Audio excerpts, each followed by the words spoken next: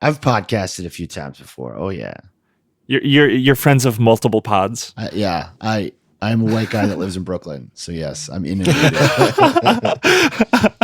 No, that's like what I learned about Brooklyn when I was just there for a little bit earlier this year, is that there's a lot of queer people and there's a lot of podcasters. Some of them are evil. Some of them are like, we do. Well, I don't think it's, it's like, I don't know if that's exactly where Red Scare is, but I know they're in New York somewhere. They're in Chinatown. Yeah, that's where the evil ones are. Yeah. Wait, how do you know that? Do they live in Chinatown? Yeah, they live near Times Square. That's the whole. Oh, do they live together? They used to. That would be very. I don't know if they still very do. cute if they still live together. I mean, they have enough dark money from Peter Thiel. I hope they like bought a place. No, so isn't the story with Times Square that it was just like a restaurant or something that they would like go to, or like a few people would go to, and then they called that zone the like evil podcaster zone, Times Square? It's even stupider. Okay. There was a brief newspaper run by NYU students during the pandemic called the Drunken Canal, and they would hand it out in front of Times Square, which was like their favorite health food store. They had nothing to do with the Times Square movement that came after it. Peter Thiel wanted to like basically buy a hipster movement because he's still pissed about the Gawker stuff. So he like flooded money into this new area and was like, I'm going to own the next Williamsburg. And that was sort of the idea. Oh goddamn! Yeah. He's very diabolical and very weird and petty. Yeah. But I finally heard him speak for the first time this year. He's been around my like entire time I've paid attention to politics, but I've never listened to anything he said. But there was like, I think it was earlier this year, he went and like did this interview for something, I don't remember. But he looks like a lizard. Yes. He speaks like a lizard. He's sweaty. What's a lizard speak like? Peter Thiel? Yeah, Peter Thiel, he's like somehow worse than Elon Musk. Like, you think Elon Musk is bad at speaking and appearing human? Like, Peter Thiel is 10 times worse. He's It awful. looks like he's shifting around and like trying to like blend in. He looks even like the worse than Bugman. Elon Musk does. He looks like the Bugman from Men in Black. He looks like there's a giant thing underneath him wearing him like a suit. Like he's gonna like burst at any second. Exactly. It's so off-putting. He is maybe one of the most off-putting guys. Do you know that conservative guy in politics. Ryan Saavedra? Yes. I actually don't. Who is that? He's just like he's like a Benny Johnson type. He blocked me for saying that he looked like the bug guy from Men in Black. He's one of the forehead guys. One of the guys with like a gigantic skull. There's several of them. That's about right. So that's a good insult to get blocked by people. Let's call them bugmen. Yeah. They use that term because I believe that's a neo-Nazi term that they were using at one point. It's been a while since I cracked open my like 4chan almanac, but I believe they tried to make Bugman be a thing. I think because of eating bugs and the World Economic Forum and something. Oh, right. Yeah, it was like. I think you're right. I've seen like Nazis on Twitter start talking about people who live in like big cities, like people who like living in big cities, like bug people. Yes. Like they're like bug people. And there was this whole very silly thing where the World Economic Forum was like, the future will be eating bugs, which I don't know why they did that. But like, obviously the wrong people noticed. So. I mean, I think that to an extent they're like probably right. Like I'm a biologist by education, and a lot of the world eats bugs already. Bugs, this might sound crazy, but like cricket, like the bug cricket flour is very good. Indistinguishable from a normal flour. I've had cookies made from crickets. Delicious. They're so good. I don't mind a grasshopper or cricket taco. Ants I've even had before. Pretty good. Can't complain. I've never had ants, but I wouldn't be opposed. It's a thing. I didn't know I was going to be doing a podcast with a bunch of bug people. Yeah, I'm a bug guy. That's me.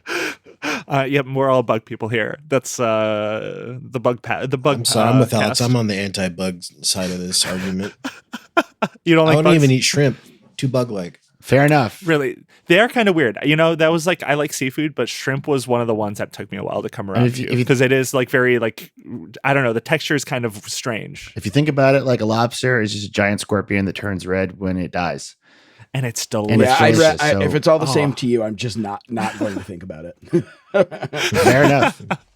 Well, that's a good cold 2025. Open, huh? That is a good cold open. Yeah. Amazing. Western Kabuki. Welcome to Western Kabuki. We're recording this on Halloween. We're all dressed up right now. What are you guys dressed up as? Sexy minion. I'm a sexy minion. I'm sorry. A sexier minion. Sexier minion. Sexier Nice. than the base minion. Yeah. I'm dressed up as the demon that scratched Tucker Carlson. I am also that demon. Yeah, wait, can we guys... talk about that? I didn't read past the headline. Wait, can we pause the rest of the intro and everything else? I'm sorry, this is very unprofessional. I saw the YouTube thumbnail and someone was like agreeing with it, like, oh, it was like that Roger guy was like, yeah, Tucker Carlson told me this story a year ago. Tucker Carlson podcasted about getting attacked by a demon.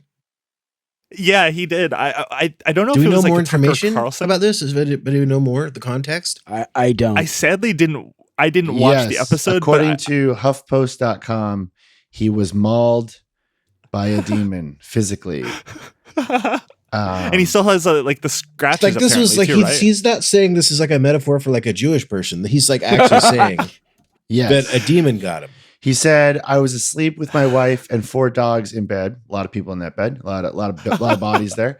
And he was a lot of claws. And he was mauled not by the dogs, but by a demon that left claw marks on his sides. You have to realize that Rod Dreher's he if you don't know his lore, it's deep. But just very surface level, he's very, very Catholic and is very credulous. He wrote an entire article a few years ago about a friend of his who lives in Manhattan whose wife was under the care of an exorcist for over he's a not year. Catholic. He's not Catholic. He's Orthodox, which is like even wilder. Oh. Yeah. That's like a Catholic mutation, right? No, that's like that's like the deep lore. That's the wild stuff. Catholic mutation is probably the best way I've ever heard Orthodox Christians. I mean, if you guys have several hours, I can explain to you what happened with Constantinople and that whole thing. The like schism. Yeah. So there was a very important schism. Kind of split those two up. Yeah, we're shifting into a Roman. The important part is that Empire Roger history is famously not gay, and he Tucker Carlson got attacked by a demon and immediately was like, I got to tell Rod Dreher about this. Called him that night. I love, I don't know, like it's like hot take here. This might be a hot take. I don't think it was demons. I think it might have been one of the 4 dogs. I don't know if that's controversial to say. I would also say that like the amount that Tucker Carlson dips, it could have just been like a nicotine withdrawal. Because sometimes if you have such a high level of nicotine intake, you can't sleep through the night. Like you need it. I had a pack a day smoker roommate once who like couldn't make it through the night. So it could have been that like Tucker was just getting the fits. Is it true that he dipped? Oh, you haven't seen the video of him like clearly so he quit smoking because he was like a massive smoker, and he talks all the time about how, I mean, he honestly has some pretty great quotes about like how cigarettes rule, but he quit. And then there's video where like he clearly like they've edited out the tin that he's like moving, but it's like the tin hand, like he's got the claw of like like he definitely, I think he zins now. He probably zins, but I was gonna say he's like famously a big Zyn fan because I think the Zyn company awarded him and gave him the world's largest Zyn container. Yeah, he's a Zyn guy now. Yeah, like it was a video that was like I think probably an ad campaign for Zyn with him in it or something, and it was like a massive Zyn. Honestly, container. I think he should just pivot to like being like the Joe Camel. Like I that's my theory on like all right-wing guys is that like the thing that they want to do most in life, like they can't do. So they have to like make our lives miserable. It's how like Donald Trump would be like a fantastic Ricky Lake style daytime TV host. Like, that's where his heart is. I've always said that that's just what he should do. Yeah. Like he gets a choice. If he loses this election and he goes to jail, he either can go to jail or just host like a morning television show. Give him Good Morning America. That's fine. Yeah. I don't think he's going to make it another 4 years anyway. So, like physically, he's going to die. Physically, living? I just think he's in pretty sorry shape. Mm. But he's also rich, so I think so too. He might hang on. And sober for many years. I feel like that's true. like something that people kind of. Yeah, he's like definitely wacky, but like I do wonder like. He might live a long time, actually. Like I'm beginning to think he might live for like ever. I think he might too. Like he'll be their party's Jimmy Carter. Basically. I really do think so. Everyone's kind of hoping like this is it, but like I think he's got like another 20 years. He's going to run again. I genuinely think if he loses, he will probably run again. I actually do believe there that. are people listening. There are people hosting this podcast right now that he's going to outlive. No, I'm not naming names, but I'm feeling seen right now, though. He will be in all of our lives for all of our lives. That's what I think. Yeah, I think so too. He's going to be the first 150-year-old man. Yeah, that's it. Him and Peter Thiel. Or or if you're hyper religious, he might be one of the first in a few thousand years to be over 150 years old. That's right. Yeah. I was sort of envisioning like a Warhammer thing where like he's like a body being kept alive by like some sort of infernal device, and he's just like rotting inside of it. God, let's hope not. So should we introduce Christ. Ryan? Oh yeah. Yeah. Hey Ryan. Hey, sorry about that. Yeah, we had to talk about Tucker Carlson, who, again, just one more aside. Now that he's a podcaster, I think he's just lying. He's like leaning into the podcaster a bit like somebody, like a teenager who just discovered weed and buys like a fish shirt. Sure. Because he's doing like, he's doing this, I got attacked by demons, and he was doing like Nephilim stuff. And so like, he's being like a podcaster's podcaster now. You know what I mean? Just a bit sick. much. He needs to dial it back a little bit.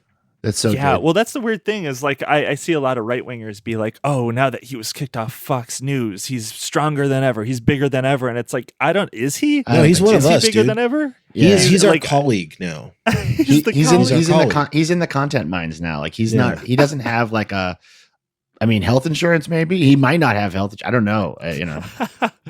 No, that's the thing. Like it's a metaphor for just like how everyone is these days. We're all in the content mines, whether you believe it or not. Everyone in the last 8 years has been introduced and shoved into the content mines. We're all just constantly consuming. Sorry, I did the thing again. Now that we're like 12 minutes into this, welcome to our guest returning to the show, Ryan Broderick. How you doing, pal? Good. I'm happy in the to content be here. mines with us. Yeah, I'm happy to be here talking about my favorite guys. All my favorite guys.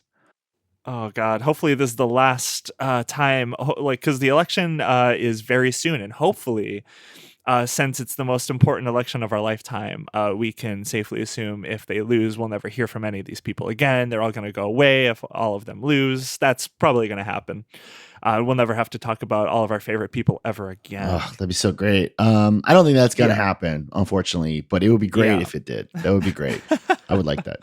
I would like that too. I think today we were mostly going to talk about, because you recently wrote a piece about like Elon Musk taking over Twitter. I think what was that, about a week and a half ago, 2 weeks ago? On your column, Garbage Day. And I think we wanted to talk about that and like kind of lead into RFK Jr. because we for a while now we've been, or at least I've been, super fascinated just by RFK Jr.'s journey and just like everything about him. He's like one of the most fascinating people in politics this cycle. I think he's just fucking weird, and no one's like really dissected him in a way beyond. So just like, full disclosure, like him and I have been texting, but if that's not a problem with you guys, that's fine. I just wanted to disclose that. No, as long as legally there's no problems, I think we're fine. I think he's fascinating. But no, I think he's a very fascinating individual. Just what like the animals, like the dead animals thing is like probably my favorite. But like I do think he is indicative of a very particular kind of man that like there's many more of now in America than there used to be. Yes, exactly.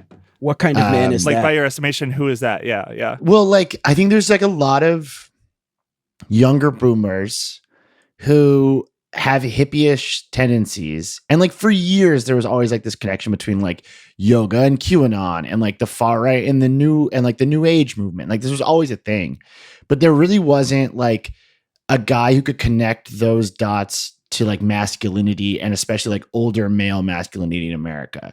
And so like there's a lot of guys, like I know a lot of older guys that think RFK like fucks real hard and is super sick. And because he looks like an action figure and he talks about like crazy bullshit that you see on Facebook. And like, there's probably this, we're recording this before Thanksgiving. There's probably going to be a guy at every Thanksgiving table in America that's going to sound exactly like RFK and believe all the same stuff at this point. I would think. Absolutely. I mean, that's why what's so fascinating about him to me is like beyond just like his insane stories and just his like weird personality that he has, is that he is like, to me, very representative of how everyone kind of takes in information and engages with politics. And I think you kind of nailed it with the like talking about Facebook and like the things they see on Facebook. Like if I don't know how many people like often talk to right wingers, debate them or whatever, but a lot of times most of their arguments or just things that they want to talk about is just like a video they saw. That's like the main piece of evidence, and that like informs their entire worldview.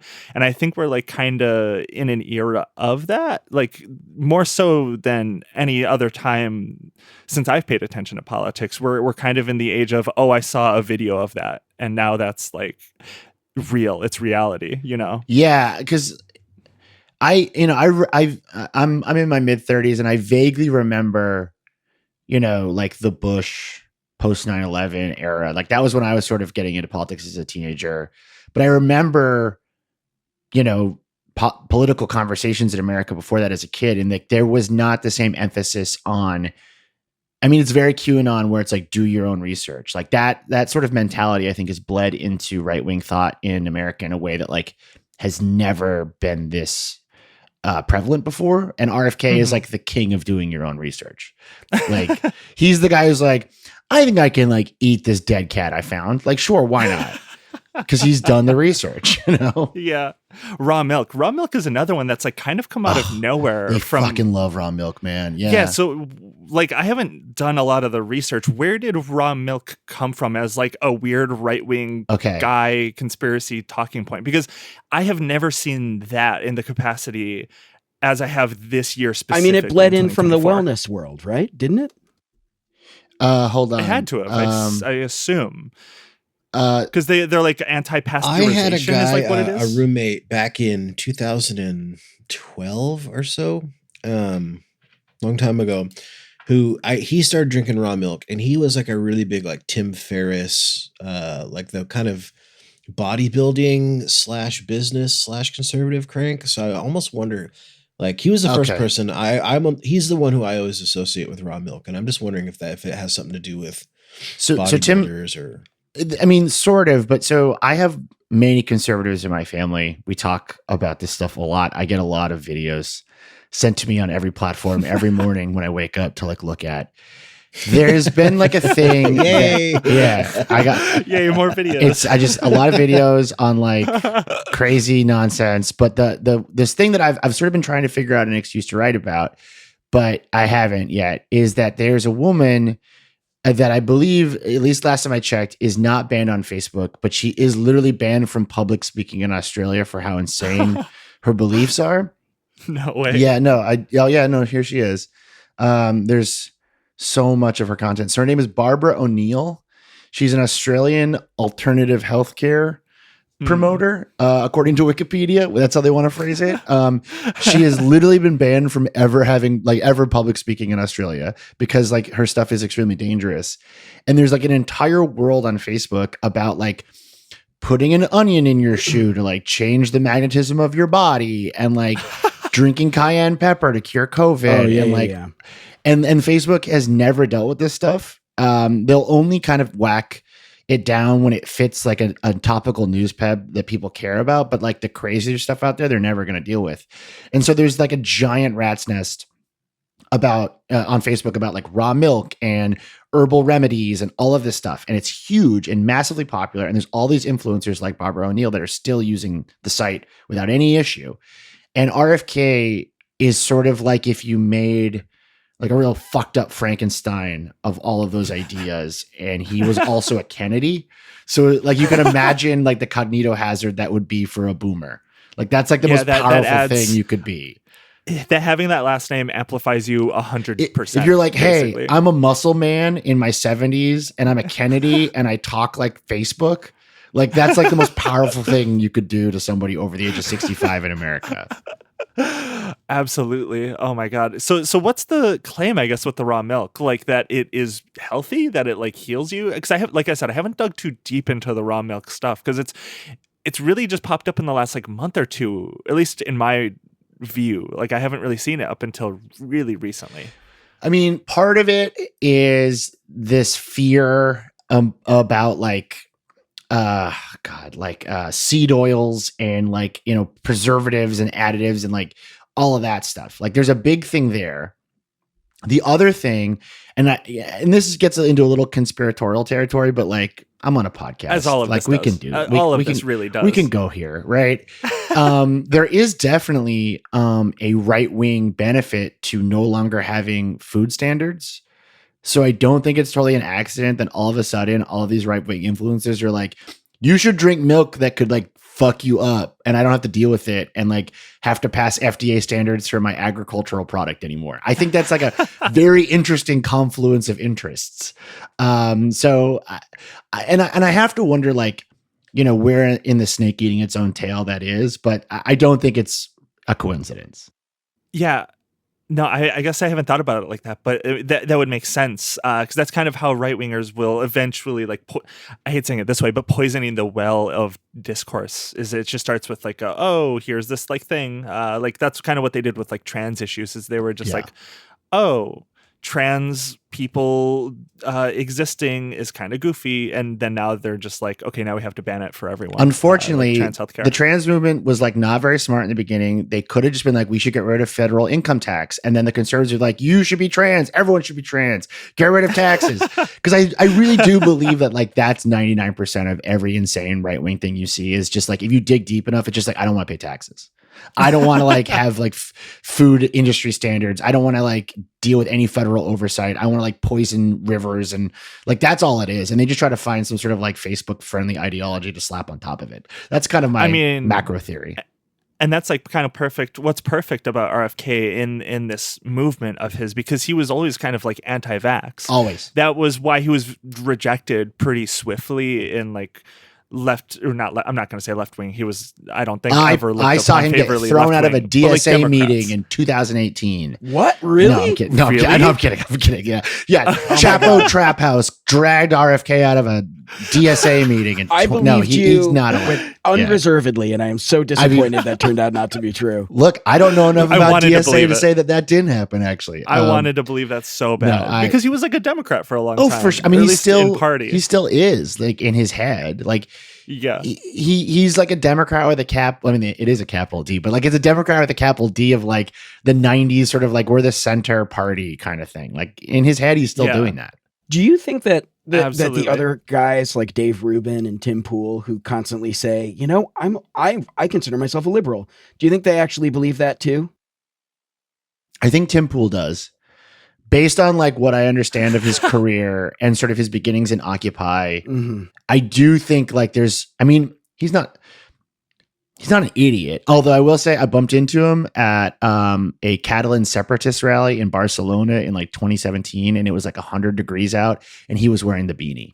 I want that on the record that it was way too hot to wear a beanie, and he was wearing a beanie. It's attached to his head. Yeah, I think like his brains would fall out. Implanted. Yeah, exactly.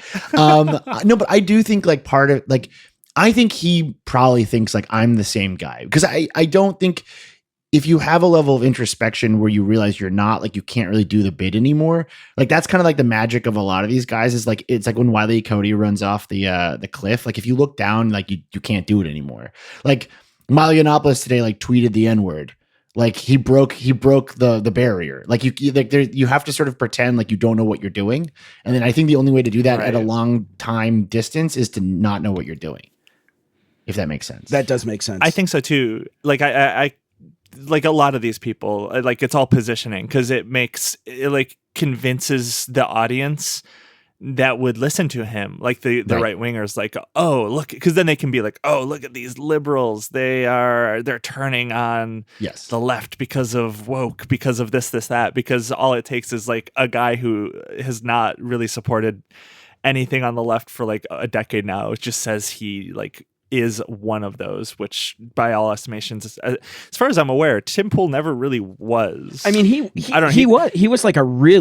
was a pretty strident member of Occupy. Like he was doing reporting on that, and then he wasn't a member. He was reporting on it, and then he ended up. And this is the problem with Occupy. In fact, for a project, I was actually digging through like 2008 election internet stuff. The Ron Paul stuff, unbelievable. But that whole period of like 2008 to like 2011, like Ron Paul to Occupy is like a really weird moment where guys like Tim Pool could get away with thinking they were on the same team as like socialists and leftists. Like this is like the time where like Anonymous was like kind of like seen as chaotic good. And there was always Nazi problems. I mean, Weave, that's where he gets his start. And so like a lot of that time period is where you have all these sort of different forces kind of bumping into each other, and they all think that they're playing the same game, but they're definitely not. And then it all unravels in the 2010s. And like RFK, I think even to a degree, like probably thought like he was part of this like new agey wellness, healthy, like vaguely libertarian, but like with progressive values, like California vibey thing. And probably still to this day, like thinks that he's on that side, even though that was never real. It was just like sort of a byproduct of like the way the internet functioned like 15 years ago. Yeah. And something I find fascinating about RFK, but a lot of these people that occupy, like in my mind, and a lot of the fans of a lot of these people, like Elon Musk, RFK, what's her name? The Hawaiian.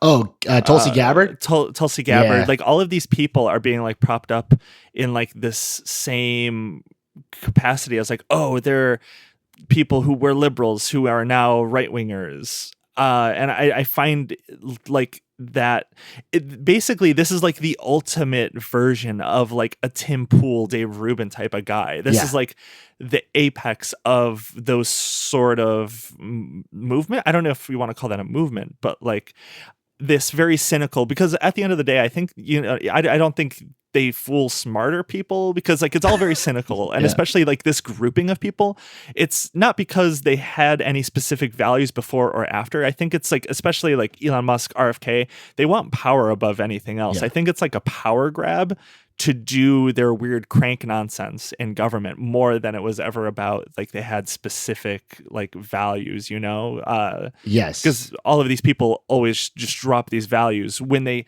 can get a chance at power, which is always, it seems to be what happens for a lot of these people. Like Tim Pool, he dropped his values to get like right-wing funding. They always drop values for money or power.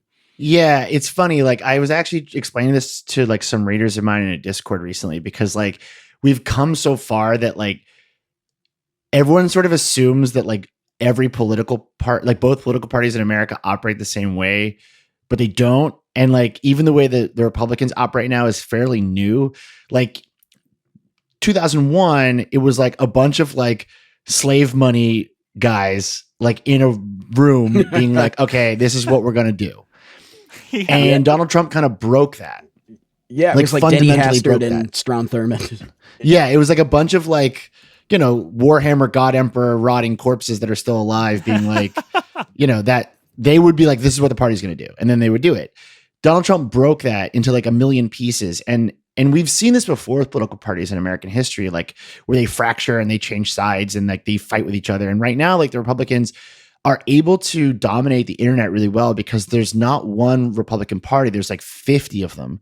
And they can all kind of agree like they don't want to pay taxes, and they like think that people who aren't white should die, but like, and like straight should die. But like other than that, they can't really figure out like what they care about. And like RFK is a useful idiot in that scenario and like can gain power for them. The thing that I'm the most curious about is like, we won't know till next week. Like, does that split their vote? Like, can they hold this coalition of people who fundamentally hate these people hate each other?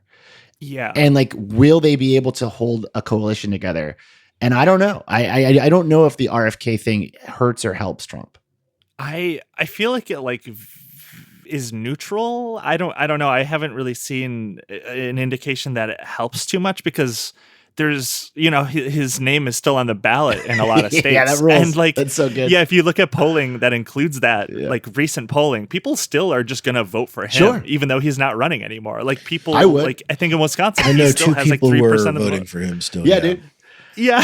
I mean, I think that's great. I like that's so funny. I love that. It's so funny. And like, so like, I don't think it helps or hurts. I don't really know. It's hard to say because I don't think it does either. I do think it can draw a lot of like people, people who are not single issue voters away from Democrats, though. I do think that a lot of people will look at it and be like, well, I think of myself as a political maverick, and this guy wasn't playing by the Democrats' rules, so they rejected him outright. But you know what? I have a friend in him, and if I know that he's going to be, in the Trump administration,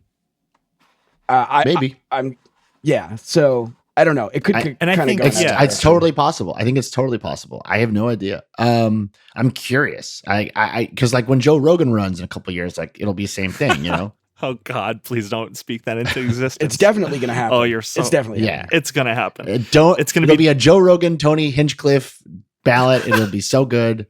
It's going to be running against Dwayne The Rock Johnson and AOC. Destiny. Yeah. And AOC. Yes, that's right. That's right.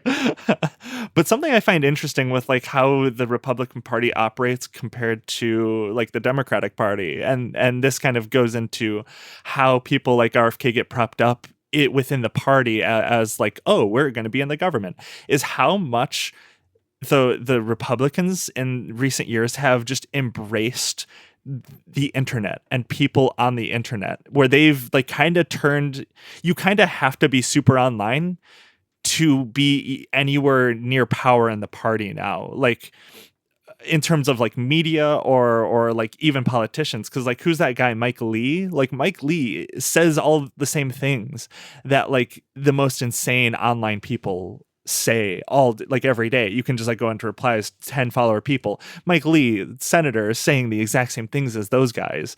And you don't really see that embrace with like insane reply guys as you do in the Democratic Party. And I think that like, to an extent that probably hurts the Democratic Party, because they're like, no, we don't like these like younger, I guess, influencers, but it also makes the Republican Party absolutely fucking insane. Yeah, I mean, part of it is the way that the parties elect candidates is different. Like they have a different election process, and that is just gonna be like, I was talking to a friend about this recently about like, would the Democrats overhaul their election process if Kamala wins and essentially do like a stunt, like right before the DNC just announced their candidate, sort of like in Magic the Gathering, like you don't want the opponent to know like what's in your hand, like so like are they going to do like a lightning bolt instant or whatever? Like I think I've screwed this reference up several times, but you use like an instant right away to counter. Like, is that going to be like the new wave? And like they really can't do that. They're not functionally they're not really functionally set up that way. It is interesting to me that the Republicans have now, let's say 10 years of essentially using the internet as an internal leaderboard, which, I mean, if they win, like it'll never get fixed. But if they lose next week, and if they lose bad next week, and they can't, obviously take back the White House with stochastic terrorism and, violence, it will probably destroy them, like as a party. I don't actually think that they can I don't think they can survive as they currently exist if they don't win next week. Interesting. But by that, you just mean that they are going to sort of reform in a different capacity? Or do you we've had other parties besides the Democrats and Republicans. Like, it's very possible the brand is just tarnished, like depending on how next week goes. It's Andrew Yang's time. That's right. Finally, the Forward Party. It's the Forward Party's time. No, I mean, like, I don't think anything's off the table in a lot of ways. Like the next week's vote is sort of like this moment where like we're going to define a lot of things, not just for the next election cycle, but for like the way American politics function. And, I don't want to be too hyperbolic about it, but like, there's a world where like the Republicans like have to have a new name, or like there's like a MAGA party that's just like a different party, and they fight for Republican votes for the next 20 years or something. Like, yeah, it's totally possible. Like this huge cultural shift, because I mean, there is like, I think to a large extent, Republicans will just kind of always just vote for Republicans even after Trump. But there is a possibility, let's say if Trump lives for another 20 years, that he right. just will kind of create this own movement, or a lot of these people like Elon Musk, who the fuck knows? I guess exactly where that's gonna totally possible. And like, I'm a little more open to these ideas because like I lived in London during Brexit, and like I watched that happen, and I was like, oh shit, like history can just happen. That's wild. Yeah. I became very unjaded to the possibility that like anything could just kind of hit. So Yeah. the other thing that like RFK kind of, to bring it back to him, that like fits really interestingly into this idea is like the embrace from Silicon Valley around RFK. And they're sort of this interesting figure in American politics right now where they clearly have interests that align with the Republicans, but I don't actually see them as like, you know, if the Republican Party like pivots and like goes back to being like, here's Mitt Romney again, like they're like Silicon Valley is like probably not going to be very interested. Right. So there's sort of their possibility here where like they Elon Musk super PAC is pumping money into Donald Trump specifically. And that could just continue. So who knows?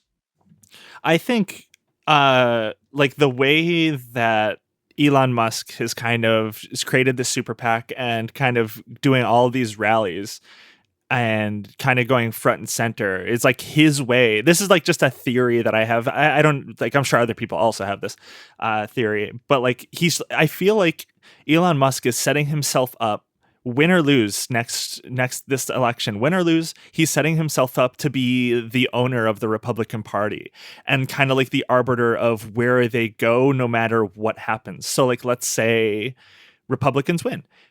Great for him. He's in government now. He gets to basically destroy the government. He can do whatever he wants. He's going to do his fucking Doge. I'm sure you've seen that where he calls it Doge. Yeah. The Department of Government Efficiency. Dude, oh God. it's so anytime epic. he says that, It's so fucking epic. I want to kill myself every time I see him post about that. It's the worst thing I've ever heard in my life. Let's call that for what it is. It's just deregulation that's going to kill Americans. Like that's what that is. Yes, absolutely. And it has to have that fucking name. Yeah, because he's such a epic guy. It's so fucking narwhal bacon epic. It's so that sick. epic bacon post is going to like be funny when there's like some sort of listeria outbreak related to bacon. Yeah, it's funny, June, that you talked about like the Republican Party being sort of being super online now, because I think there are so many different stripes of online.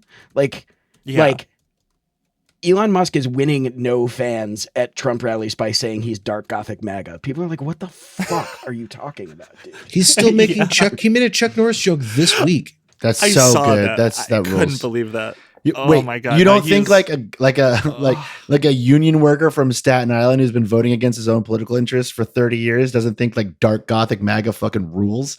You don't think that guy's like? I mean, clearly that guy's like, what the fuck is like that? Those are the guys I want to talk to really badly. I was like, do you know what he's talking about? Like, do you understand anything that he's talking about?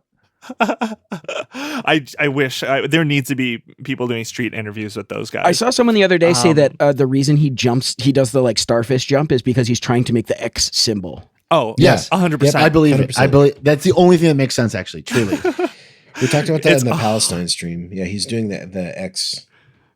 The X thing. Yeah, no, 100%. He's doing another Elon Musk thing where he just has to be like the weirdest guy of all time and do like weird things. That's 100% what he's doing. It's so good. Wait, I want to come back to this thing that you kind of mentioned though, because I think it's really interesting where it's like, what is Musk's master plan here? And so this is my theory, his master plan. So he wins, best case scenario, he gets into government, he can do Doge, he loses. So let's say Trump loses. He still positions himself to be, I am what the right imagines George Soros being. He is funneling so much money into the party, and he's basically the biggest funder of the Republican Party at this point, and will be forever because he's the richest man of all time in history. So he's basically by force, by just giving all of this money, doing all of these ads, supporting all these candidates, doing stump speeches every day for these people, taking over the party. So like if Trump loses, he can be like, he could say, this is what he would maybe say, like, I think he was the best chance to do what we needed to do, and I'm going to continue to bring out the people who would have done that vision, but maybe not as like inflammatory as Trump. So he would basically kind of be the ringleader of a future Republican Party, which gives him more governmental power in potentially another 4 years. He would get another shot of being in the government because he's the biggest funder of the party. All of the people would probably agree with all the things he wants to do. So like win or lose, Elon Musk, I think, is setting himself up for long-term power.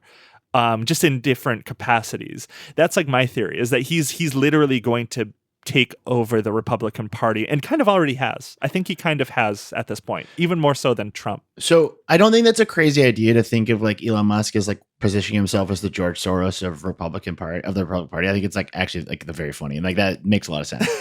Yeah. The one thing I will say is like, so I spent most of like the pandemic going to crypto conventions.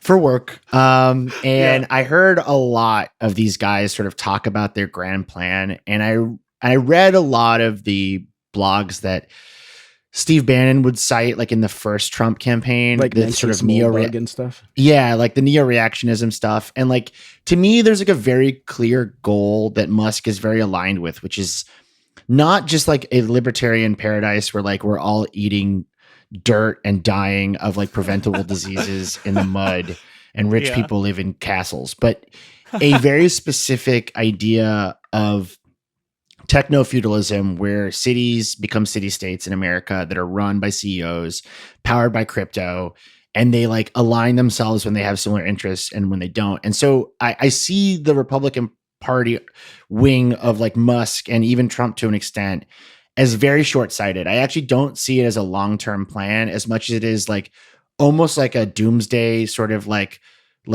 evangelical sense of like, we're going to do this and then it's all over and we'll get what we want and we can retreat to our like condominium slave prisons that like we own and control. And I do think that's very much what Musk wants out of this, because he knows like if there's a federal government, he can't be president. Like he's not even like Ted Cruz on the line. He's like not from here. So like he never will be. And he never will be. And I think the only thing he really wants is to enrich himself with tax benefits while they exist, to like store up enough of a cachet to just tear the place apart. And a lot of people in Silicon Valley are very aligned with that idea. And I think that him not being able to ever be president is kind of why he's positioning himself as like the future grandfather of the party, because that gives him basically, he becomes like the kingmaker of the party at that point, is like kind of how I think he's positioning himself. Because like, say what you will about Elon Musk, he is evil and awful and stupid, but he knows exactly what he's doing. He knows how evil he's being. He's being very intentional and aligning himself with all of these people like RFK and Trump and Tulsi Gabbard, all very intentionally as a gambit for control. Yeah. As all of these people are. All of these people are doing what they're doing, RFK, because they want some sort of control. Yes. And I think like you sort of talked about like the transition of the Republican Party to like becoming more online than the Democrats, and like this is how they operate, right? And like one of the ways that they're more online than the Democrats is they're very comfortable throwing shit at the wall. And I think a lot like in a very 4chan-esque way where it's like we're all gonna just like dump memes into the feed and like see what happens. And I think in a lot of ways, people like Musk are like trying to game out what the party's future looks like without Trump being like, is it an RFK party? Is it a Tulsi Gabbard party? Is it a me party? Like, and that's what they're doing, I think, to an extent. 100%. I guess the main thing is this artificial? Like, is this going to go away just if Trump loses? Or is this just going to be how the Republican Party is? By all estimation, every Republican that I have talked to in person, like, genuinely likes RFK. Like, I was talking to someone earlier this year when he was still running as a Democrat, and then as he shifted into an independent, a Republican was like, "Oh, I think he's really great. I think he's interesting. I think he was like, I think Democrats should choose him as the nominee. And I'm like, no, I don't think so. I really don't think so. But like a lot of these people, a lot of Republicans really do like a lot of these people that I think, and I think a lot of us think, are just cranks. And I think that's just kind of how the future of the party is going to be, is like the cranks are just going to be at the center. I think that's a fair idea. I honestly, like, I have a really tough time imagining the future of the party, because it's like, if they win, like, we don't get to vote again. So why even bother having one? And if they lose, like, I mean, hopefully there's not like Alex Garland's Civil War 2023 film, like, hopefully, or whatever. But I mean, I don't know. At the end of the day, it's all just pure speculation, I suppose. But like, let's assume that like they lose and it's a big fucking blowout. Kamala's brat baby. Let's go. Tim Walz is like live streaming Crazy Taxi from the White House. It's a great time. We're like full on like Obama 2008 all over again. Could be.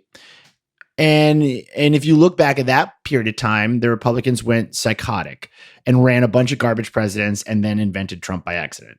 So it's possible that we just do this again, where we have like a bunch of like course correcting guys like Mitt Romney, John McCain kind of figures, like very middle of the road. Like, I just think there should be less taxes. And if you're gay, don't tell me about it. Like those guys for like 8 years. And then we get someone who's like even more insane than Trump. Barron, perhaps. Yeah. I don't know how old he is. I think Barron would technically be able to run in 12 years. Was it 12 years? Wait, 16 years. No, he's 35. He's 35, and he 35. And isn't he like 20 something? He is 19. He's 18. I remember he's like 18.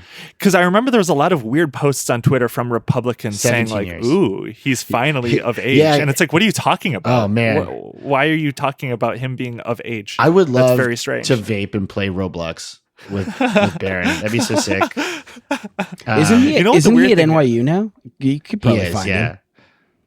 Just wander around Manhattan for a little while. I'm not going to go try to find an 18-year-old boy at NYU. Just not going to try that. Hey, do you want to play Roblox? Yeah, I'm not going to go. I'm not going to. Yeah. Hey, can you ask your Secret Service if we can go play Roblox? No, but yeah, I mean, he could run in let's say 4 election cycles. Very possible. Yeah. I mean, I know people like Republicans think he's like a Roman, or this is not, to be fair, this is not all Republicans, but there's like a subsect of Republican that thinks he's like a reincarnation of like a Roman like emperor or something, that he's gonna like save the country, kind of like how, what was that like QAnon thing, like JFK Jr. Like he's basically like gonna be the Republican Party's JFK Jr. Like for the next 40 years. Republicans are just going to be psychotically strange about Barron Trump, I think. That actually like red pilled me harder than anything when I realized like, oh, if Trump dies, like he has so many children. Like this, like the name is just not good. Like that's when I finally had to like sit down in the dark and like stare in the corner of my room for a second and be like, this isn't going to go. This isn't never going away. Like this is just a thing. The good news is Don Jr. and Eric Trump are actual like morons. Yeah. And I can't see them doing anything. Barron, I don't know about Barron. He seems really tuned in. Like, I think there was a news story that came out a couple of weeks ago that was saying like, yeah, a lot of the reason that the Trump campaign is doing all these podcasts and like he did that Twitch stream a while ago with Aiden Ross is because of Barron. Like Barron, even though he's just 18, he's actually leading a lot of this very hyper online strategy that the current Trump campaign has been doing. So I think like, say what you, but like he's an 18-year-old and you know he's really not in charge of the campaign, but I think he is probably going to continue down this path and maybe even just like try to continue his father's legacy. Like again, pure speculation. I have no way of knowing this, but from what I've read about Barron, he sounds like he's like in these 4chan weird spaces and like is like a super like hyper right-wing guy. God damn. Like hyper online content guy, if that makes sense. No, I believe that fully. I believe that he is that guy. Yeah. And who knows? I think content consumption of content will lead the way to the future. That's how every election is going to be decided. Whoever interviews with Joe Rogan is going to be the next president, basically. The no more debates. It's a Joe Rogan conversation. Okay, I've been wondering about this. Do you think that's true? So I also have this like theory. For most of the country, I don't think that's true, but specifically for Gen X, I don't like doing generational politics too much because I think it's mostly a waste of time. But Gen X is very fascinating to me because if you look at like all polling for the last like 2 or 3 or 4 years, there has been a massive shift of Gen X to the right. Like boomers are more aligned with the Democratic Party now than Gen X is, which is crazy because like 6 to 8 years ago, we all were like, oh, when boomers die, everything's going to be fine, Right. Which is just not true. Gen X is way more conservative than the boomers ever were by a pretty wide margin. So I think what's going on with that? What do we think? Did they all just become small business tyrants, or what's going on? I think that's definitely a part of it, but I also think Gen X are like the most people that are tuned into this like weird right-wing content sphere. Like I have never not met a Gen X conservative. Like they all talk about podcasts that they listen to, and like it's always like Joe Rogan, it's always like all of these like strange right-wing podcasts. Like Gen Xers love content, they love consuming content. They all, even people that I know that are Gen X that are like kind of centristy, even liberal leaning, love these right-wing podcasts.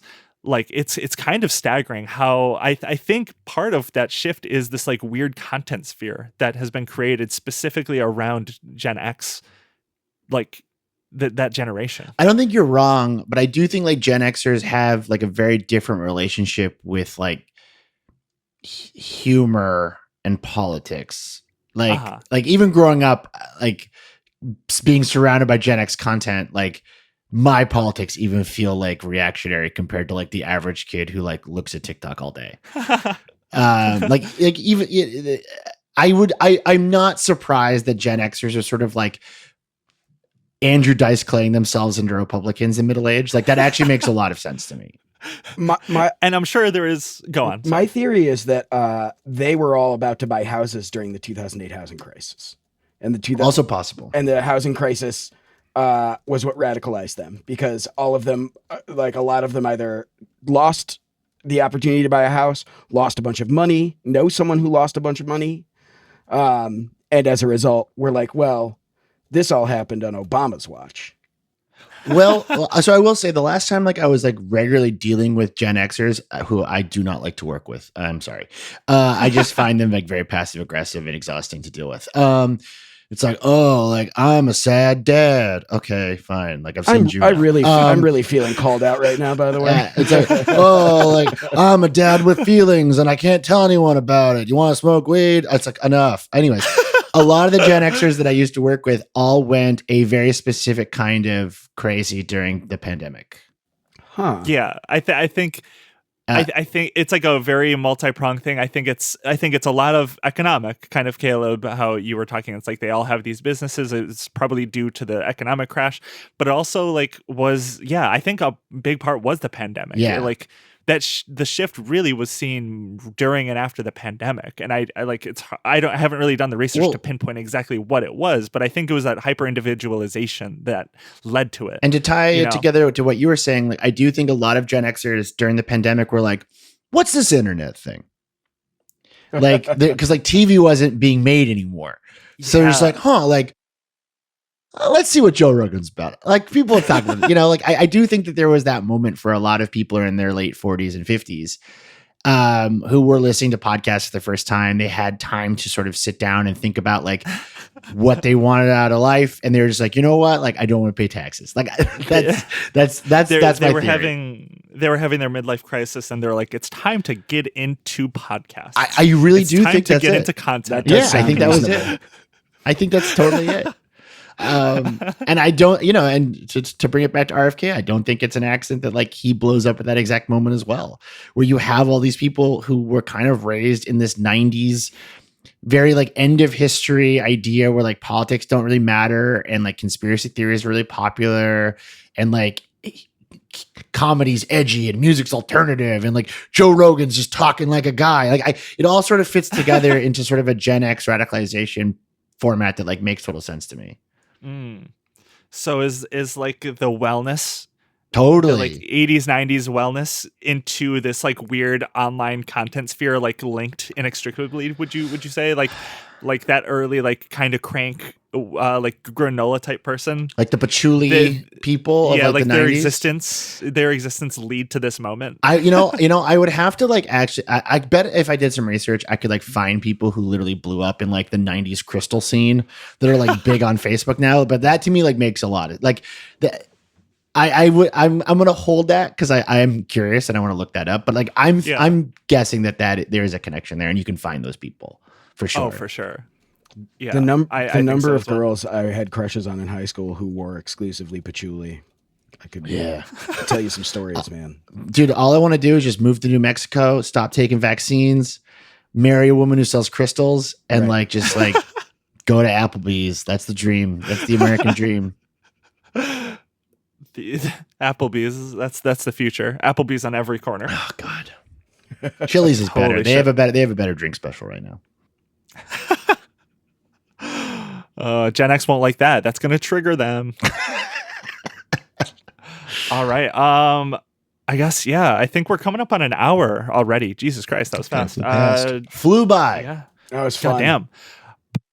Can I just get my RFK, my favorite RFK anecdote that I got in while researching this episode, because I haven't really got to do any. He there's a new animal that he killed, and it was his. No, wait. Can I guess? Yeah. Okay. Is it a mammal? No. Is it a gator? No. He killed his pet parakeet by feeding it LSD. What? Oh, that's so fucked up. That's so nasty. Dude, Jesus parakeets Christ. are too smart for that. You can't do that to a higher level species like That's that. the thing. That's the thing. That parakeet like understood its own reflection for the first time and then killed itself or something. Jesus. That's horrible. Grim. Did it just like not handle the drug? I guess how did this happen? How did he give him LSD? Did he have like What a heart did he do? attack? Details are sparse. I bet it was like So he's got a whale. It was like, oh shit, I'm a parakeet and I'm on LSD, and then his heart from some exploded. biography from forever ago. He did it to like intimidate his brother or something. I don't know. He had a really fucked up childhood, and I guess he dealt with it by poisoning his parakeet with LSD. So, that's so fucked. It's really nasty. Just Not imagine if Trump wins, we get to hear about all the new animals he's going to be killing all the time. So that'll be, I guess, look forward to that. If Trump wins really soon, we'll have a weekly RFK murder update. Oh, brother. At least he didn't eat the parakeet, because I don't think you can. I know with magic Maybe he mushroom, ate it like the worm and the well, so tequila. I was gonna say, like with magic mushrooms, like you can, if a deer eats magic mushrooms, you can drink its piss and get high on the mushrooms because it'll just pass through your system. But I don't know if that's true for LSD actually. So you might have been able to eat the parakeet without getting high. But Somebody's you gotta can't ask this guy. But if you feed the parakeet magic mushrooms, you can't eat that. You can't eat. Although I guess if you cook it, you probably. But he doesn't cook it because I think he eats a lot of it raw. So That's definitely He strikes me as a raw he got guy. his brain. So that's how he got the worm. So yeah, I'm just thinking this through. Like he probably didn't eat it. Ryan, I want to thank you for coming on our show and getting that out Hey, for us. happy to come on anytime. Happy to come on. What do you want to plug? I want to plug my new podcast, Panic World. It comes out every Wednesday.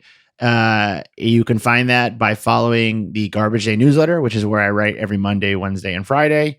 But you can follow Panic World on any podcast app of choice. It's all the same. They all go the same place. And those are the two places that I post now. Amazing. Yeah. Thank you so much. Parler, Gab, Truth Social. I pay for X, but that's just for the community features. I don't really use it much. Do we have anything to plug, Caleb, Alex? Not at the moment, I don't think. I don't know, Alex. You have a new podcast coming out. Well, yeah, I'm doing this podcast, Hyperfixed. We've got 2 episodes out. It is coming out weekly, well, bi-weekly, and then weekly if you are like a patron. starting November 21st. So if you're interested in checking that out, it's at hyperfixedpod.com on Parler, Gab, etc., etc. And I will say, perhaps a spoiler, but if you like Alex, you might want to keep an eye on Panic World, because you might hear a familiar voice in the next few weeks. Ooh, wow. We record our episodes months in advance, so I'm unclear when that's happening, but perhaps. I also completely forgot that I had done that. That's right. We talked to you about Russian suicide games for an hour on in the hottest day of the year, and neither of us had air conditioning, and it was brutal. Yeah. We talked about the blue whale challenge for like an hour. It was rough. My webcam like stopped working. It was so hot. It was Jesus Christ. Yeah. I guess one thing I can announce, we did the UNRWA charity stream about a week ago now. We raised, with the community, with the Western Kabuki community, we raised about $5,000 for Palestine. So thank you so much for everyone who tuned into that. The actual number I think was a lot higher than that. And I wanted to say thanks for that, because like through our payment, or through the Tiltify thing that we used, the payment gateway was broke because Stripe wasn't working for reasons, but the main one was. So a lot of people donated. Lots and lots of people in the chat said they were voting or donating through the main link that we don't get to see. So thank you if you did and it didn't show up to the total. I just found that out. I was kind of rewatching some things, and looks like we raised a lot more than that. So hell yeah, that's great, amazing. Yeah, no, we raised so much that day, and it was so much fun. Yeah, it was. So thank you everyone who made that special. That was such a fun day. Yeah. Let's see. I've got 60-minute drill with Arif and Ed, the football podcast. We haven't really been pushing that. We decided we were going to do the first like half of the season and just kind of build it up and make sure we knew what we were doing.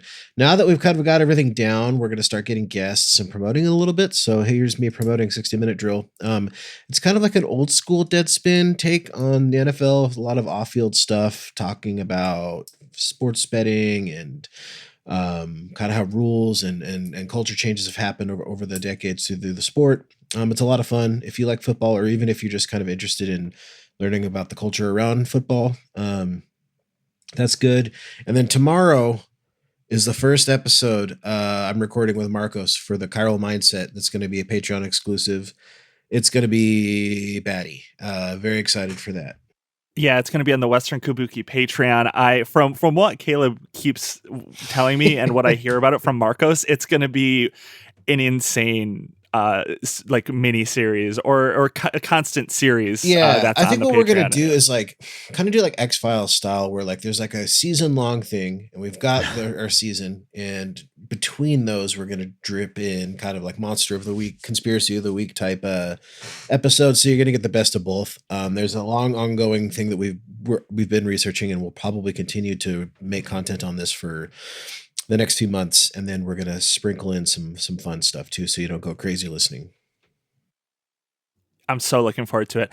And one last thing, we've finally been, I just don't know if we've announced this on any recording yet, but we've been uploading all of the last year's archive episodes of Western Kabuki on YouTube. I'm assuming most people that made it this far prefer listening this way, but if you like listening on YouTube, it's also now all gonna be dripping on there, every episode that we've uploaded in 2024. A lot of people do like YouTube because we've gotten tens of thousands of downloads in just a few weeks that we've, like week and a half. Yeah, I mean, a part of that is that if you have YouTube Red, right, you can use it like a podcast app. So I think that's what's going on. That's right. You can, yeah, that's right. So yeah, we're on there now too, and we'll pretty much always get new episodes uploaded right on there right away. Going forward. So I think a lot of announcements. I was like, I don't know if we have anything, but we had a lot apparently. Yeah. Amazing. So I think that's it. I think